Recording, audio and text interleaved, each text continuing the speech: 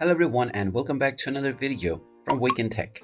In this video, I'm going to show you how to download the Rewardy application on your iOS device. So let's get started right away. First of all, open up the iOS App Store on your device.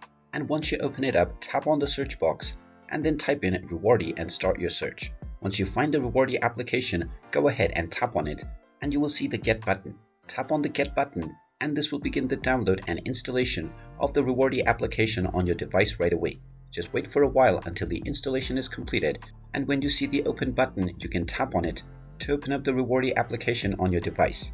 Once you open it up, you can proceed through the welcome screen and then log into your account to start using Rewardy right away. And there you have it. That is how easy it is to download and install the Rewardy application on your iOS device. If you find this video helpful, make sure you hit that like button and subscribe to our channel if you haven't done so already. Also ring that notification bell to never miss another update from us. Thank you for watching and I will see you again in the next video.